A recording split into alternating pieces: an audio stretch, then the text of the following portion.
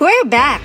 At nandito naman tayo sa Hotel Lucky Chinatown na matatagpuan sa pinakamatandang Chinatown sa mundo, ang Binondo, Manila.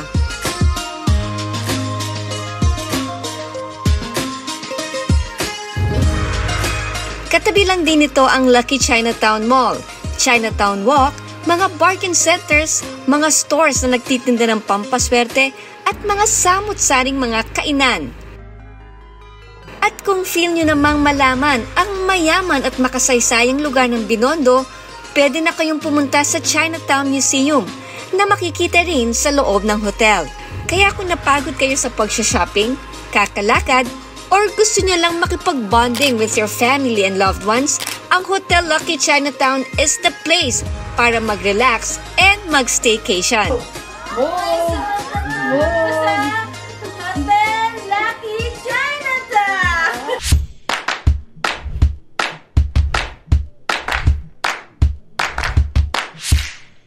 Pagpasok mo pa lang sa lobby sa 4th floor, para ka nang nasa art gallery sa dami ng paintings na naka-exhibit dito.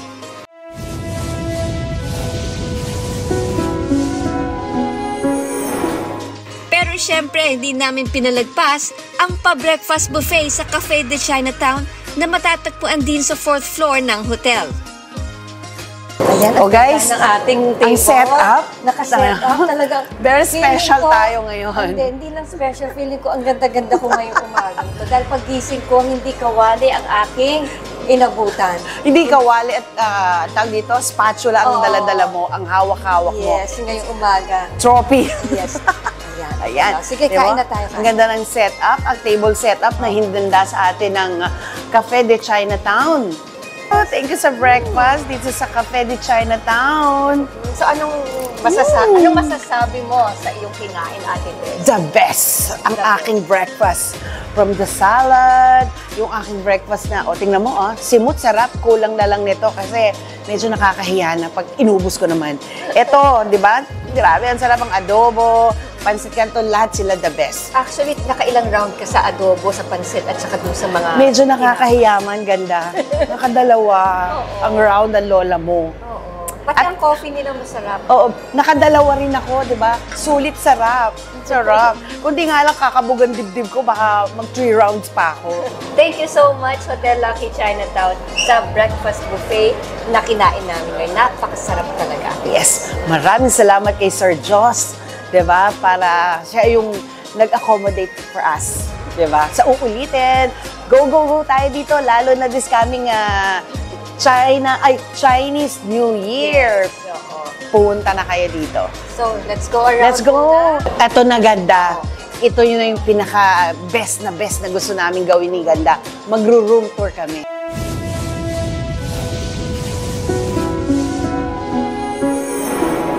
Nag-room tour din kami kasama ang magandang housekeeping manager na si Miss Amy Patnogon.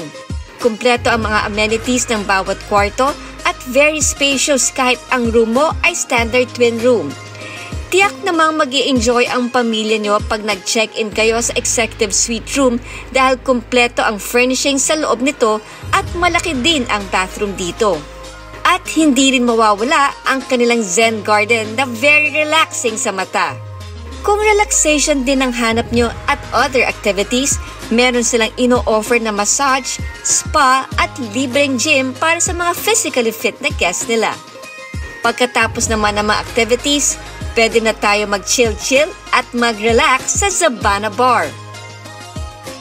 Bukod dito, may hinandang pakulo din ang Hotel Lucky Chinatown sa darating na Chinese New Year. Sir, kasi alam naman natin na malapit na po ang Chinese New Year. Ano po ba ang hinanda ng Hotel Lucky Chinatown this coming event? For the Chinese New Year, we currently launch our flavors of Binondo. Yes. So as we all know, we are in the center of foods talaga here in Binondo.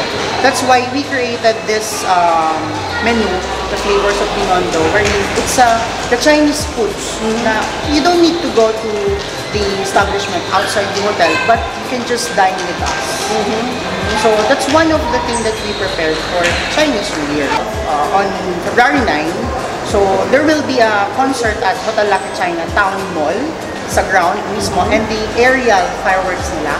And then on the Chinese New Year day itself, on the February 10, we will have our lion dance here, then a Chinese rituals, at the same time, Feng Shui talks together with Master Johnson Chua. Will be held at our Cafe de Chinatown while naka-dine-in yung mga guests. So si Master Johnson Chua, doon siya mag-discuss, magto-talks about the do's and don'ts and the Feng Shui. Okay. So, sir, please invite our ka-LMSK, mga Kazakh citizens para sa event po na this coming event. Okay, so I would like to invite everyone for the coming Chinese New Year on February 10 here at Hotel Lodge in Chinatown. So the event will start at 9:30 and it will be done by approximately 12:45 in noon. You can always send a message through our Facebook account, Hotel Lodge in Chinatown. So for reservation, you can always contact us through our Facebook. Ayun. So, ayan, nabigay na lahat po sa atin ni Sir Josh ang mga importanteng details. Kaya check out sa kanilang FB page, sa kanilang YouTube account, IG. Do you have IG, sir? Or TikTok. So, paano po? Maraming salamat, Sir Josh, para dito sa yung magandang opportunity na binigay mo sa amin, ang Saksi team, na makapunta kami dito, Hotel Lucky Chinatown. So for now, this is Tessa Squadro. Bye-bye!